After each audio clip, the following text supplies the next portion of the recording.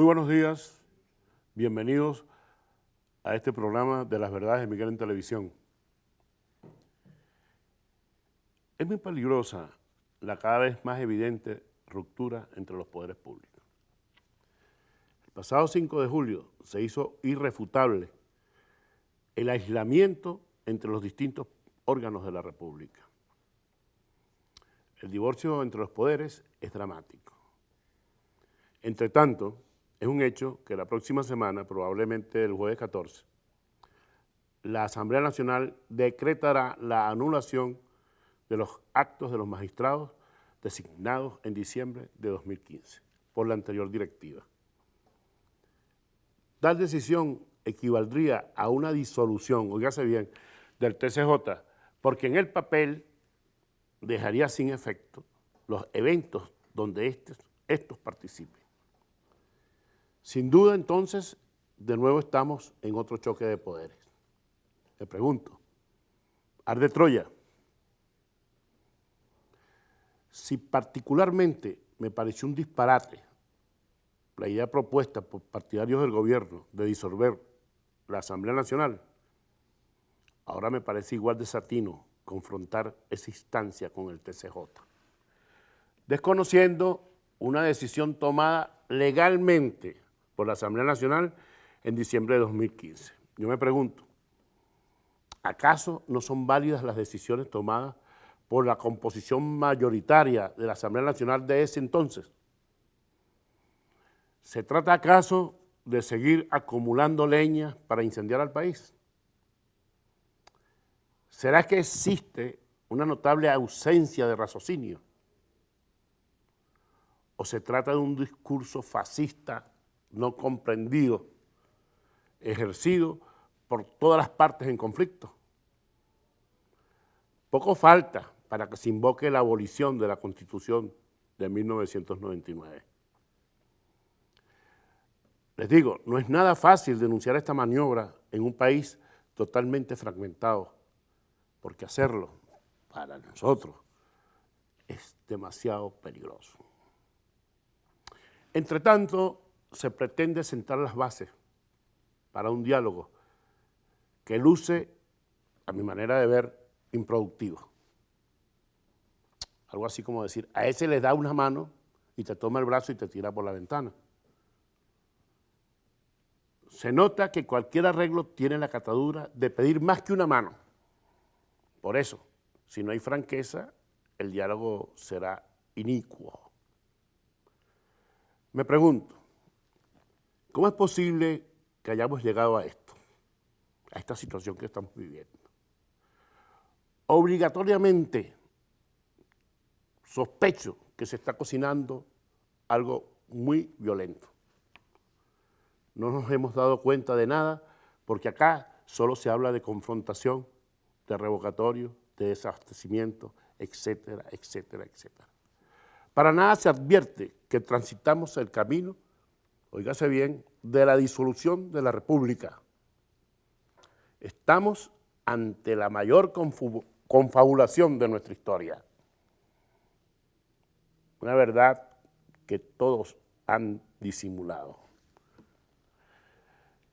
El meretricio ético, quiero decir, la prostitución ética y el engaño copan una escena donde los protagonistas son los políticos sin decoro y sin sentido común, con una ausencia de eruditos, de inteligentes, sin sobriedad y sin ánimo.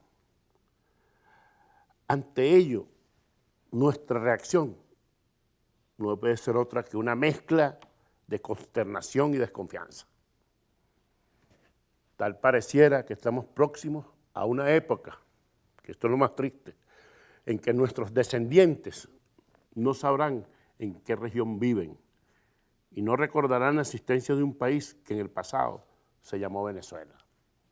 La razón de nuestra crisis es que se ha sustituido la calidad por la cantidad, que tenemos políticos influyentes que por mediocres desconocen el mérito. Se trata de una lucha permanente que nos agota y de ambiciosos de poder que terminan corrompidos. Buena parte de nuestros conciudadanos desconoce el apego patriota, la satisfacción de tener una identidad nacional, el significado de la honradez, de la norma y el recato, de las buenas costumbres, del respeto mutuo. Nos han arrebatado la confianza y la deferencia por la política, con unos medios de comunicación que nos tienen subordinados a un continuo lavado de cerebro. Por un lado, el bárbaro mensaje anticapitalista y por el otro, el no menos implacable mensaje anticomunista. Estamos inmersos en una lucha donde los adversarios ignoran la libre potestad y nos obligan o pretenden obligarnos a ser sus vasallos, porque para ellos no existen medias tintas. Pienso que para sobrevivir como nación, leía yo a Oriana Fallaci hace un tiempo atrás, y voy a parafrasearla, se hace necesario desplazar a la irracionalidad y reencontrar la fuerza de la razón. Vamos a un corte y regresamos en una conversación que vamos a sostener con Rafael Simón Jiménez.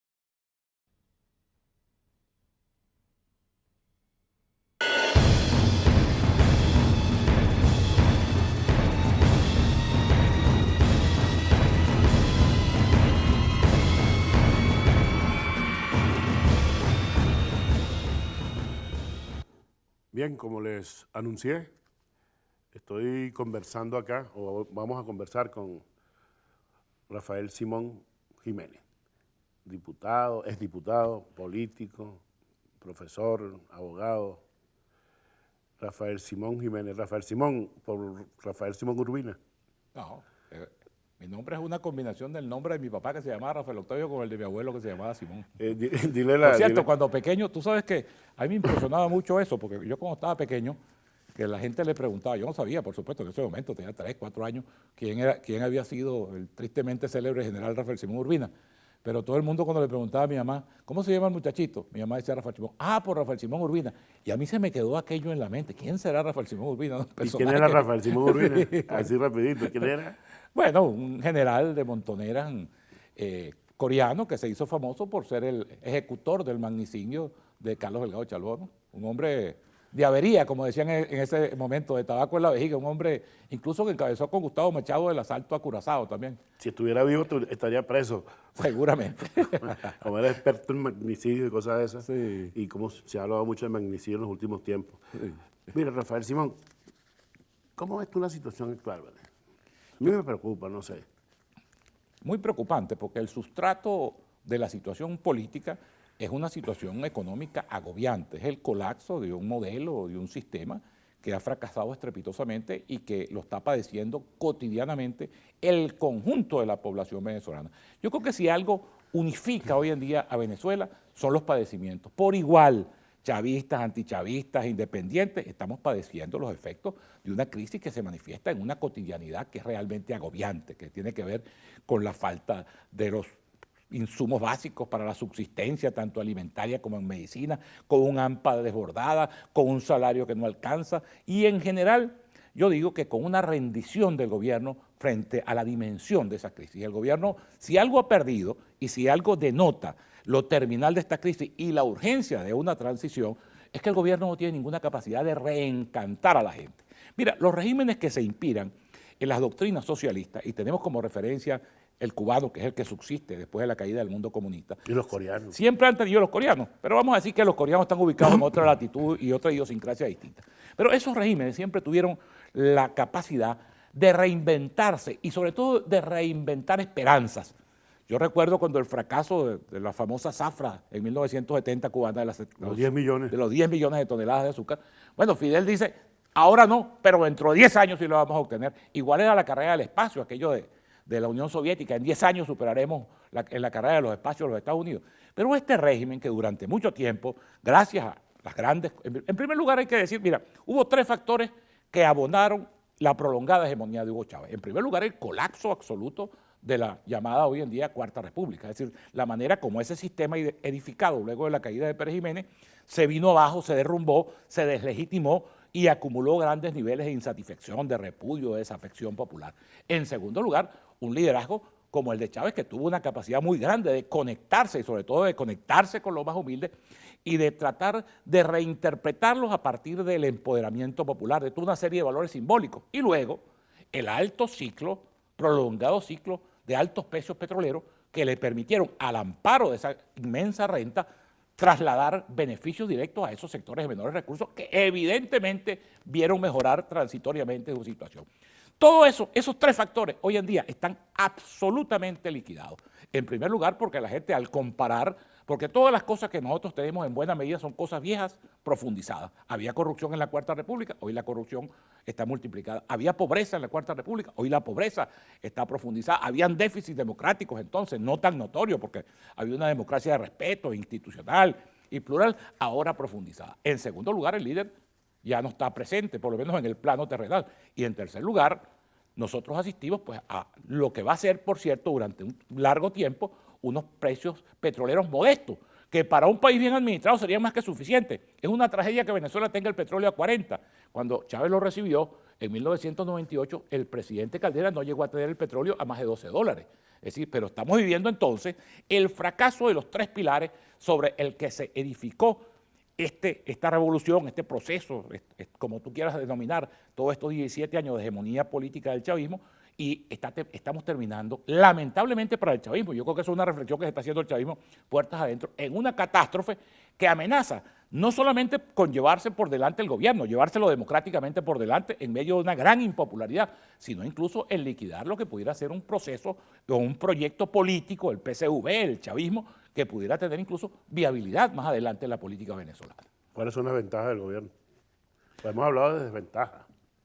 Bueno, el gobierno yo creo que está sentado, y eso es claramente el discurso cotidiano de Nicolás Maduro sobre las bayonetas. Yo creo que aquí no hay un gobierno cívico-militar, aquí hay un gobierno militar-cívico, que por cierto se parece cada vez más, son personajes desconocidos, seguramente la mayoría no los habrá oído nombrar nunca, pero Bodaberry en Uruguay, que terminó como gobernante civil y terminó encabezando un golpe de Estado, un autogolpe para gobernar con los militares que luego prescindieron de él. El tiempo de los Tupamaros. Claro, pero lo que vemos aquí es que el propio gobierno estimula una militarización, la amenaza de la represión, de la intimidación, como un mecanismo precario de mantenerse en el poder. Mira, la verdad, Miguel, en todas las expectativas estas que existen en el corto plazo electorales, de si vamos a elección de gobernadores de Estado, que si se materializa como debe materializarse el referéndum revocatorio, la verdad es que el chavismo hoy en día no tiene fuerza para ganar ni siquiera unas elecciones en un club de bola criolla. Esa es la verdad, y esa es la verdad que los golpea a ellos, y eso es todo este inmenso pataleo por impedir que en Venezuela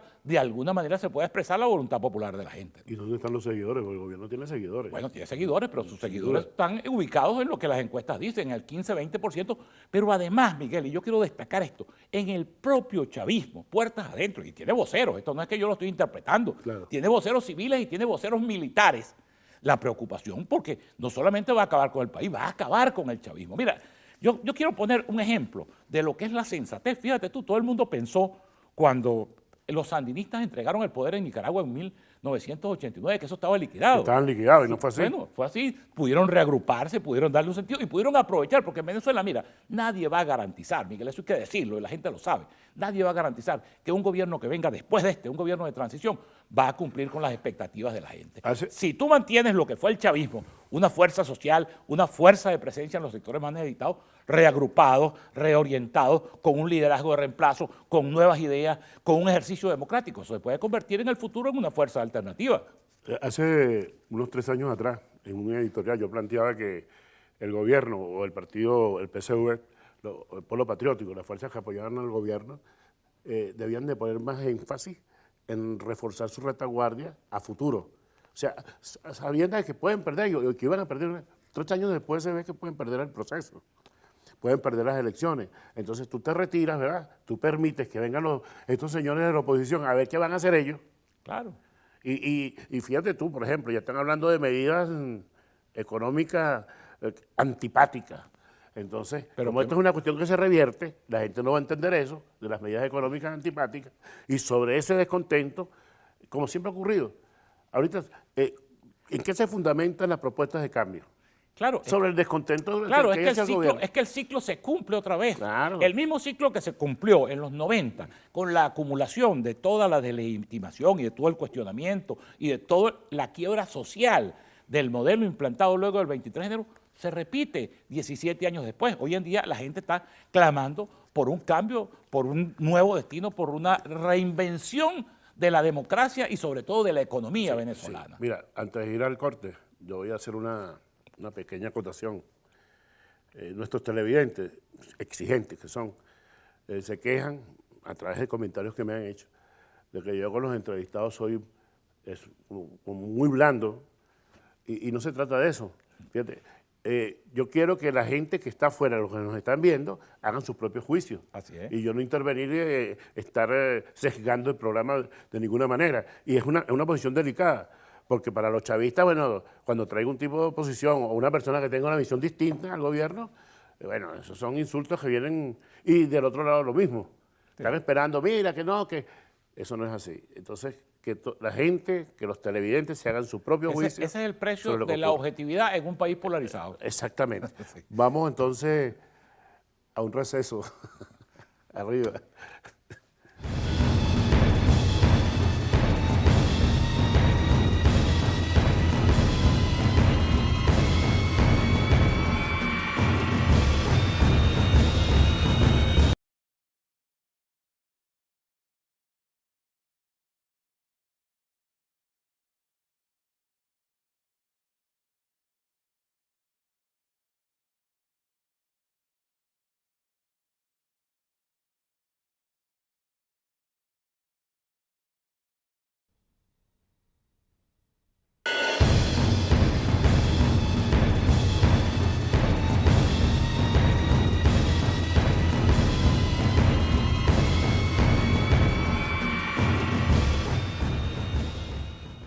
Bien, los oídos me están sonando.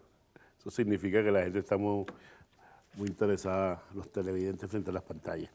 Conversando con Rafael Simón Jiménez, seguimos con esa visión casi apocalíptica que hay del gobierno, que hay de la situación en Venezuela.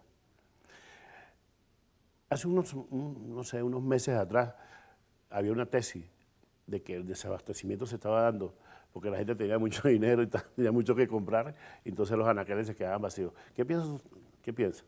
Mira, Miguel, una reflexión inicial sobre el tema. Yo pensé, cuando Nicolás Maduro ganó precariamente por ajustado margen en las elecciones en abril del 2013, que frente a la situación, porque ya la situación era apremiante, el propio Giordani revela que Chávez, para ganar las elecciones del 2012, tuvo que endeudar el país a unos niveles que ya hacían insoportable la situación, además que venían en declive los precios petroleros. Yo pensé que Nicolás Maduro iba a tener la entereza y la sabiduría, quizás era mucho pedirle, de hacer un viraje. Yo conocí, como tú sabes, a Hugo Chávez desde muchacho, desde los 11 años de edad. Poca gente debe haberlo conocido más que yo, desde ese punto de vista. Yo estoy absolutamente seguro, aun cuando hablar de lo que no sucedió siempre es aventurado, de que Hugo Chávez, frente a esta coyuntura, hubiera virado en lo económico. Y por supuesto, con la inmensa autoridad que tenía sobre su tropa, sobre sus seguidores, sobre sus huestes, hubiera inventado, con aquella gran capacidad histriónica y y verbal que él tenía y hubiera dicho, mira, ahora vamos hacia el modelo chino porque este es el nuevo sentido, abrirse en lo económico, abrirse al mundo, abrirse a la cuestión y mantener nuestro predominio. Porque además Chávez, fíjate tú, en medio de un discurso que a veces era enrevesado, Chávez tenía unos hilos conductores que yo, que lo conocí desde muchacho, aprendí a interpretarse. Él, por ejemplo, yo recuerdo que una vez, en una de sus últimas alocuciones, frente a un viejo pedimento, que por cierto se convirtió en ley y fue una de las pocas leyes que el Tribunal Supremo de Justicia no objetó de esta legislatura, pero que quedó en suspenso por la falta de fondos, que es el tema del cestatique alimentario para los jubilados y pensionados. En una intervención de Chávez, seguramente hace 4 años, Chávez decía que él temía por la sustentabilidad del modelo social. Ahora, ¿qué quería decir él con eso? Que para tú poder mantener todas las misiones, todo el modelo social, por cierto, improvisado, superficial, coyuntural, tú necesitabas generar recursos, porque tú no puedes repartir. Mira, el gran fracaso del comunismo, del socialismo, de todas estas ideas que tú pudieras englobarlas, es que tú no puedes repartir lo que no produce. O sea, hay una cosa, eso es elemental. Un poco como yo reivindicaba, chico, el pensamiento de Pepe Mujica, que es un hombre además que predica con el ejemplo, con un testimonio de vida. Él decía, hoy la ideología es el sentido común. Para tú poder repartir, para tú poder garantizar esas conquistas sociales, tú necesitas producir, necesitas impulsar la fuerza, eso que ellos llaman la fuerza productiva en la nomenclatura marxista. Ahora, ¿qué es lo que se hizo? Darle continuidad a un modelo que ya daba muestras claras de agotamiento. Entonces, ¿en qué estamos? Bueno, en Venezuela, por supuesto, hay escasez. Y entonces tú lo que quieres hacer, la estrategia del gobierno no es producir más, sino repartir la miseria. Todo esto de las bolsas de comida, de los CLAP, de las colas, de los números de cédula, es la idea de repartir la miseria. Es decir, de ver cómo nos rinde, como que hayan 7 personas en la casa y haya comida para 4. Entonces yo lo pico en pedacitos. Y una estrategia absolutamente fracasada. Al tiempo que democratizan la corrupción. Claro, pero además, chicos, el único que ha podido hacer eso con su fuerza divina, con sus poderes sobrenaturales, fue Dios con la multiplicación de los panes y los peces. La única manera de tú poder acabar con las colas es llenando los anaqueles. Y para tú llenar los anaqueles, ¿cuál es la dificultad que tú tienes hoy en día para llenar los anaqueles? Bueno, que se te cayó el ingreso en divisa y que antes habías liquidado buena parte del aparato productivo nacional mediante una política que hoy comienzas a confesar que fue equivocada. Este señalamiento que hace Freddy Bernal sobre el funcionamiento de las empresas del Estado, bueno, es patético. Es el reconocimiento más absoluto de aquí no se produce. Eso lo venimos diciendo hace mucho tiempo. Por eso. Pero bueno, reconozcan. Él no ha descubierto el agua tibia. ¿Cuánto tiempo no se ha dicho? La única posibilidad remota de que este gobierno pueda tener alguna capacidad de subsistencia en el tiempo es que reconozcan los errores y que introduzcan grandes cambios y grandes reformas en la economía. Si ellos insisten diciendo que la crisis no existe, o que la crisis es producto de todas esas fuerzas a las que ellos le atribuyen, del imperialismo, de la burguesía, de la guerra económica, de todos esos factores externos, bueno, nunca van a poder resolver. Y mientras tanto, Miguel, el tema es que cada día su piso se erosiona, cada día que pasa, porque aquí ellos no están ganando tiempo para nada. Fue distinta a la estrategia, fíjate tú, yo la comparo con la estrategia de Chávez en lo que fue el 2002, 2003, 2004. Chávez ganó tiempo, por supuesto, porque Chávez en el 2001, 2002, cuando comienza el grave conflicto político que va a tener momentos picos en el golpe militar, en el paro petrolero, Chávez tenía la popularidad en el 18%. Sí, este proceso está muy lejos de parecerse al proceso bolchevique, por decirte algo, pero Lenin incluso rectificó. Por supuesto, es que Lenin, cuando impulsa la NEP, la llamada nueva política económica, libera las fuerzas productivas, entre otras cosas, porque lo comentábamos fuera de cámara, Rusia tenía una particularidad, que Rusia era un país atrasado, era un país feudal, y Lenin, como buen intérprete de las tesis marxistas, sabía que había que lograr el desarrollo capitalista, había que industrializar, y él lanzó aquella famosa frase de que la revolución es electricidad más soviet. Es decir, electricidad entendida como el factor fundamental para el relanzamiento o la edificación de una Rusia industrial, de una Rusia productiva. Es de sabio, vamos a repetir ese refrán o esa frase, es de sabio rectificar. Pero para rectificar tienes que tener claro lo que está pasando. Yo creo que ni siquiera es sabio. No puedes seguir pensando de que no hay cola, de que no hay hambre, de que no hay necesidad. El país se ha ido deteriorando de una manera bueno, a pasos agigantados, eso hay que verlo. Además, Miguel, cada vez que tú dices eso, te burlas de la gente, te burlas del padecimiento de la gente que amanece en las colas, Oye, pero que va de farmacia en farmacia. ¿No que te va acuerdas, no te acuerdas cuando Jacqueline Faría dijo que Sí, que las había que colas eran gozarse las colas. que había que gozarse Bueno, como las dijo que colas. nos íbamos a bañar en el Guaire, que el Guaire iba a ser el Sena caraqueño. Esas son cosas que, fíjate. Sí, vale. Y nosotros- eso no se paga, ¿no? Cuando tú hablaste de la multiplicación de los panes, nosotros cuando éramos liceístas. Y eso para no decir lo que dijo éramos- Maduro en relación con éramos eso. militantes de una utopía. Entonces hubo un compañero que en una oportunidad dijo, para hacer de Dios un socialista, ¿no? Dios sale por Petare, el sol sale por Petare y se oculta por Lomas de Urdaneta. El sol está con la clase obrera. Sí. Entonces, hemos ido avanzando en el camino, hemos ido repitiendo cosas. Dios está con los cristianos, con los pobres, pues. Se van a multiplicar los panes. Resulta que los panes no se van a multiplicar por ningún milagro. Pero fíjate tú, sino por Miguel. un esfuerzo de trabajo. Miguel, un poco Que en esto es otra serio cosa. y un poco en broma. Yo creo que Dios ha sido tan generoso.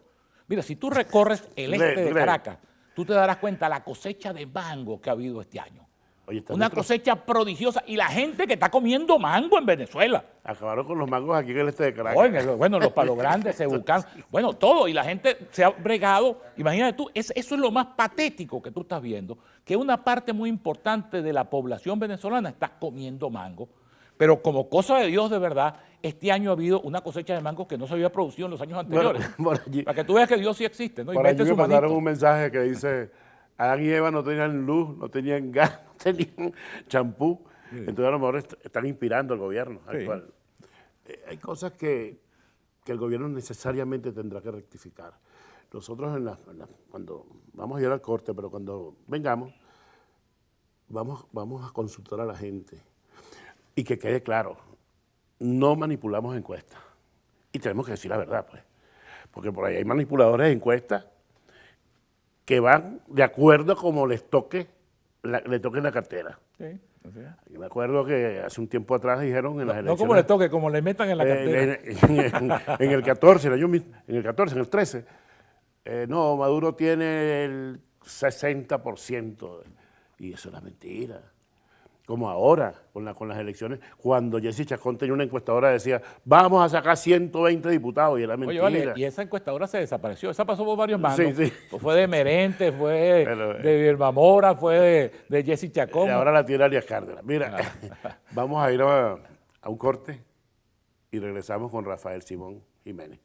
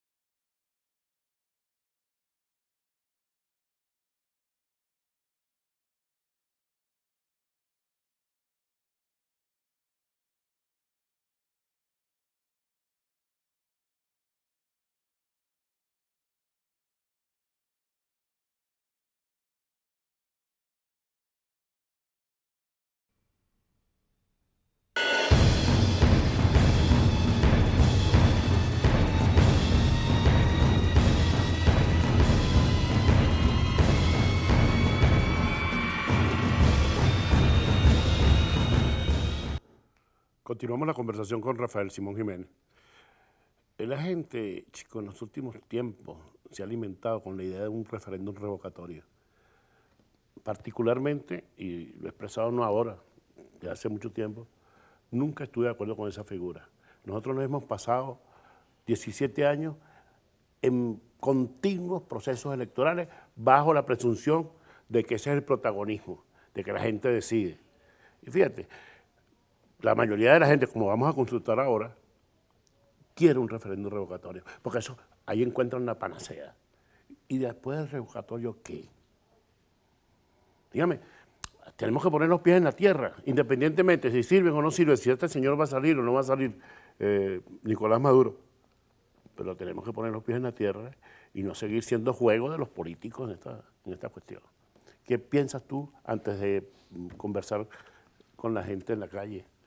En primer lugar, que al margen de la valoración que nos merezca la figura del referéndum revocatorio, está en la Constitución, por cierto, No. puesta por Chávez, es un mecanismo, además, que busca en la consulta popular una solución a una crisis. Y por cierto, eso tenía que ver, Miguel, con lo largo del periodo constitucional. Eso se debatió en la constituyente en su momento. Si nosotros tuviéramos un periodo como el americano, incluso con una reelección inmediata, que es en cierta forma un referéndum sobre la gestión, otro gallo cantaría, pero tenemos el referéndum y la gente ve, frente a la dimensión de esta crisis y sobre todo de los padecimientos, del sufrimiento, de la calamidad que la gente está viviendo, una salida y una opción. Pero ¿qué es lo sensato y lo responsable en Venezuela? Yo creo que es consensual, porque aquí estamos en medio de tres figuras, vamos a decir así. El revocatorio, que tiene que ir y que está impulsado y ha sido una gran gesta ciudadana, no solamente la firma, sino desafiar todos los obstáculos que ha puesto el poder electoral e impulsarlo en la calle con movilización, con todas estas cosas, porque te repito, es una figura constitucional. En segundo lugar, la elección de gobernadores. No tiene por qué haber una antinomia gobernadores, referéndum.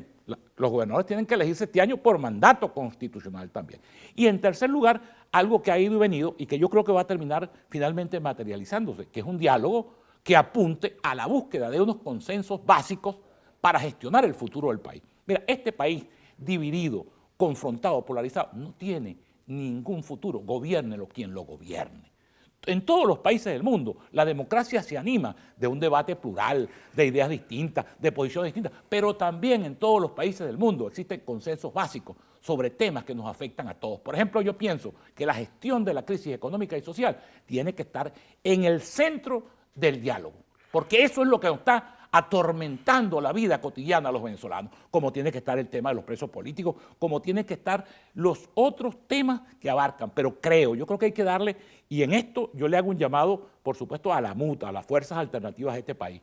Aquí hay que poner el centro de la acción política y el centro de cualquier política de diálogo en el tema de la crisis económica y social, porque esa es la que está abrumando, esa es la que está castigando, esa es la que está todos los días poniendo a sufrir a 30 millones de venezolanos. Entonces nosotros podemos manejar, yo creo que esas tres figuras pueden ir en paralelo. El revocatorio, impulsado con toda la fuerza e innegociable, repito, porque es un mandato y una figura constitucional. Las elecciones de gobernadores también, porque los gobernadores y alcaldes vencen su periodo. Y el diálogo, que es fundamental, repito, para ese futuro, porque nosotros no podemos, mira, aquí hace mucho tiempo, aquí nosotros dijimos hasta hace poco tiempo, las fuerzas opositoras, que cuando se fuera Chávez el país iba a vivir perfecto. Y resulta que Chávez se fue y fuimos para peor. Y iríamos para peor si aquí no logramos unos consensos básicos en torno, repito, a lo que es el centro de la crisis, que es el tema económico y social. Sí, pero vamos a ver qué piensa la gente en la calle. ¿Qué piensa usted que es más viable, el referéndum revocatorio o las elecciones de gobernadores y alcaldes? El revocatorio. Claro. Es que vamos a hacer nosotros cambiando de gobernadores y alcaldes y estamos en la misma situación. Nosotros lo que queremos es soluciones.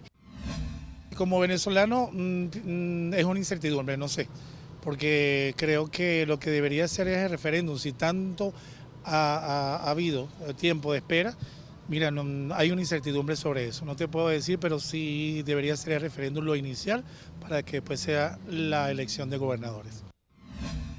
Pienso que podría hacerse desde el referéndum y luego lo de los alcaldes, porque primero lo macro y luego lo micro. Bueno, ¿qué te parece? Sí, yo creo que las expectativas de la gente están ubicadas en una transición que conduzca a la solución de los problemas del país. Solo que esas expectativas tienen que estar respaldadas por una realidad. Este país, repito, dividido, confrontado, polarizado, no va para ninguna parte. La dimensión de la crisis que nosotros tenemos encima es de tal entidad que requiere el consenso de todos los venezolanos. Repito, eso no va a hacer que nos abracemos, eso no va a hacer que las diferencias desaparezcan, eso no va a hacer que el debate deje de ser plural y deje de ser álgido a rato, pero eso a lo que llama es a la responsabilidad del liderazgo y de la gente en buscarle soluciones a una situación, repito, que está poniendo a pasar hambre, materialmente hablando, a una porción muy importante de los venezolanos. Fíjate, yo entiendo y sigo sosteniendo que el problema más importante que tenemos nosotros es un problema de moralidad, es un problema de principio, que el país se ha ido perdiendo la ética, pero también el problema económico, por supuesto, ha erosionado sumamente. Pero hay otro problema que Por cierto, tiene que, está conectado un problema con el otro. con el otro, y este que te voy a decir también está conectado, que es el de los presos políticos. Bueno, ¿por qué insistir en no aceptar que hay presos políticos? Bueno, esa En es la- cualquier país del mundo, el que se opone a un gobierno y toma la vía que tome, fuera de la ley, bueno, Rómulo Betancourt en los años 60 decía que las izquierdas entonces eran delincuentes, Así es. porque estaban al margen No, de la y, ley. y la frase esa que ellos utilizan, quizás ellos no saben cuál es el origen. Eso que dicen que no hay políticos presos, sino presos, no hay políticos presos políticos y no políticos presos. Eso es clásicamente betancuriano. Sí, O sea, y ellos lo adoptan como de ellos sin saber ni siquiera quién fue el autor de la frase, ¿no? Yo en estos días me puse a revisar la historia. Sí. Desde el año 2002 hay gente en el exilio. Sí. Y este es el exilio más prolongado que se ha dado en Venezuela, porque Acción Democrática, los comunistas que se fueron en el año 48, los copellanos, entraron en el año 58. O sea, 10 años fuera. Este es el exilio más prolongado. Hay que aceptar el disidente, tenga la vida que tenga, la vida que tome, inclusive la vía terrorista, si la tomó, sigue siendo un preso político. Mira, yo te voy a contar una experiencia como historiador y otra experiencia de vida. Gómez, que fue quizás el más primitivo, el más brutal de los dictadores que tuvimos en el siglo XX venezolano, tuvo muchos momentos en que decretó amnistía. En 1927, bajo el consejo de Francisco Batista Galindo, que había sido ministro de Relaciones Interiores y secretario de la Presidencia, decreta una amnistía total que limpió las cárceles de Venezuela, incluso cerró la Rotunda, que era como el símbolo del terror de aquel tiempo. Incluso soltó a Román Delgado Chalbó, que era como el preso más emblemático, que tenía ya 13 años preso. Pérez Jiménez, mira, los 10 años de la dictadura de Pérez Jiménez, te lo digo porque mi papá pasó 5 años en el exilio. Cada vez que venía... 5 años de dictadura. Sí, cada vez que venía la Semana de la Patria, los cónsules venezolanos recibían instrucciones de sellar los pasaportes de los exilados venezolanos. Pregúntale a José Vicente Rangel. José Vicente Rangel, que salió al exilio en 1952, después del desconocimiento de las elecciones del 30 de noviembre, entró antes de la cuestión porque le sellaban el pasaporte. Simplemente se comprometían, firmaban una cosa que llamaban la caución, que luego nadie la respetaba, comprometiéndose a no involucrarse en la política. Esta gente ha actuado, te digo, desde ese punto de vista, con una crueldad y una inhumanidad sin precedentes, olvidándose, por cierto, de la lenidad, de la bondad y hasta de la bobicolería que tuvo el gobierno de Caldera y que tuvieron los gobiernos de la democracia con ellos. Porque yo visité a Hugo Chávez en Yare. Yo no sé si tú lo visitaste también. Sí, cómo no, claro. Mira, eso era una suite 5 estrellas. Es decir, allí Chávez despachaba como si tuviera, cuando yo lo fui a despachar, yo me tenía que anunciar, por cierto, con el mayor Alastre López, que era el secretario, y era un cuarto privado donde recibía periodistas, recibía exacto, así fue, visitas así fue, internacionales. así fue. Cada vez que te dolía la uña un pie, ahí estaba el famoso y bien recordado Padre Olazo, estaba trasladado al hospital militar. Toda la bondad, chico. Aquí se cometieron los hechos horribles del Canal 8, una matanza de unos humildes celadores, que eran los que estaban allí, guachimanes, encabezados por Jesse Chacón, por cierto, que fue, bueno, los ajusticiaron y los mataron sin tener nada que aquello, que pagaron 2 años, 3 años. Es decir, ni siquiera han sido capaces, no han tenido ni siquiera la entereza humana para devolver, para hacer con los demás lo bondadoso que fueron con ellos. Repito, y la bobicanería que tuvo esa democracia para con ellos. Una democracia bobalicona. ¿no? Bobalicona, sí, Ok. ingenua, porque Caldera, tan criticado por esto, siempre tuvo claro, y yo creo que debe ser así, que la democracia debe actuar con indulgencia y sobre todo que frente a la deriva de la confrontación, la democracia debe tratar de reencauzar el debate por la vía de la confrontación política, de la confrontación electoral, como pasó aquí al final de la lucha armada en los años 60, cuando quienes habían sido comandantes guerrilleros pasaron a ser senadores, diputados. Hay un dicho que puede ser realidad en el futuro próximo. Los perseguidos de hoy serán los perseguidores del mañana. Y acuérdate que quienes están mandando hoy fueron los perseguidos de ayer. Ojalá que, mira, eso no está en el ADN venezolano, eso es una cosa de nuevo cuño. Yo te ¿Qué? puedo hacer un recuento, estamos ya al final del Sí, programa, sí, sí. pero históricamente Está cortando el venezolano, dicen incluso que es parte de la hidalguía que nos viene de la raíz hispana, siempre ha actuado con magnanimidad, siempre ha actuado con criterio de amnistía, siempre ha actuado con criterio de reconciliación, incluso frente a las situaciones de mayor violencia. Al final de la Guerra Federal, ¿cómo se zanja la Guerra Federal? Que es el conflicto más cruento que conoció Venezuela, el conflicto civil y fratricida más cruento, con el Pacto de Coche Y el general Falcón le pide al general Páez que se quede en el país con todos sus grados y con todos sus títulos. Y el general Páez se va al exilio como una decisión personal. Es decir, aquí siempre estuvo, incluso aquellos chafarotes, aquellos militares que venían de regar con su sangre y con su esfuerzo la independencia venezolana y que luego gobernaron buena parte del siglo XIX venezolano, siempre actuaron con grandeza, con magnanimidad. Te repito que este odio, este encono, esta división, este sentido inhumano de practicar la política es una cosa de nuevo cuño que tiene mucho que ver precisamente con la catadura moral de quienes están en el poder. No, pero también quienes están en la posición también tienen la misma situación. Bueno, estamos llegando ya al final de esta conversación. Yo te agradezco, Rafael Simón, tu presencia acá. No, Miguel, ha sido un gran Y placer. que tus palabras sean un mensaje a García. Sí. Siempre con fe y con optimismo en el futuro venezolano. Vamos entonces al corte y regresamos pues con las verdades ocultas.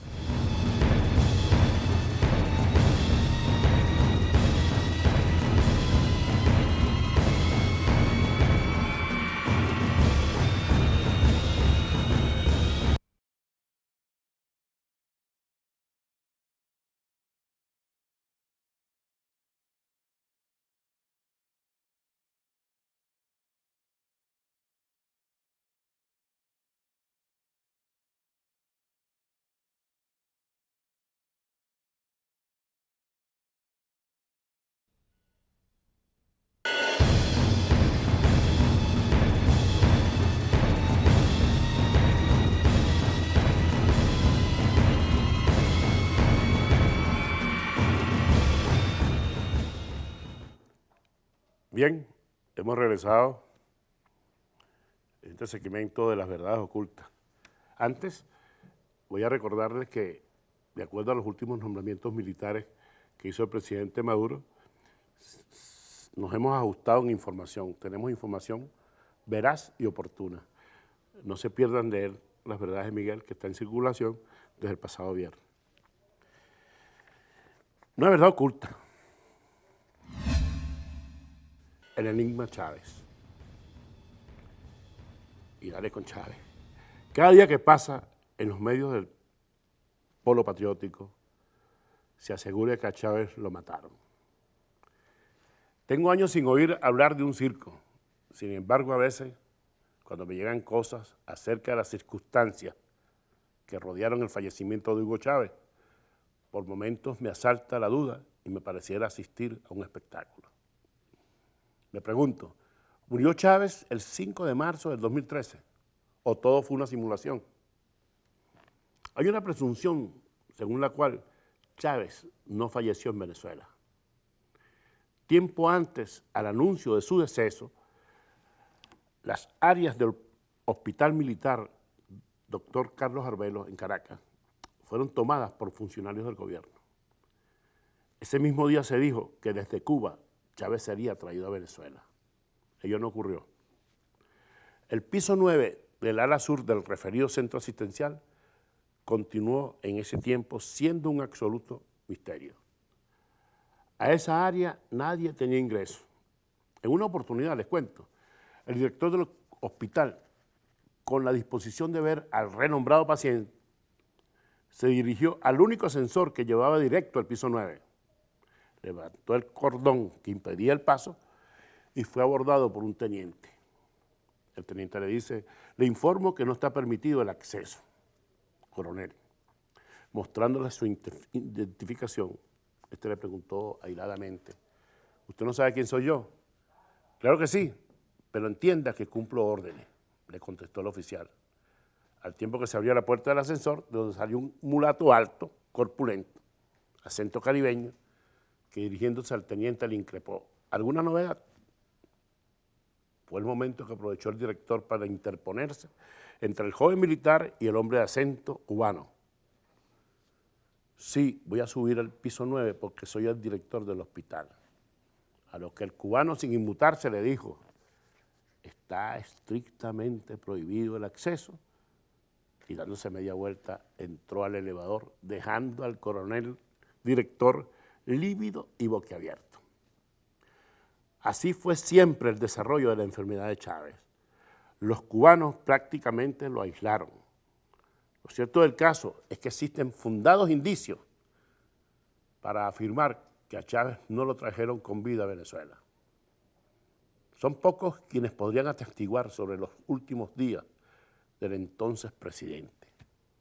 Entre otros están el propio presidente de la República, Nicolás Maduro, Elías Agua y el entonces vicepresidente Jorge Arriaza. Aunque también, como testigo de excepción, está el general de división, creo que lo ascendieron a mayor general recientemente, José Adelino Ornella Ferreira. Esas fueron las circunstancias que rodearon el fallecimiento del presidente Chávez. Hemos llegado al final del programa. Los espero para el próximo domingo.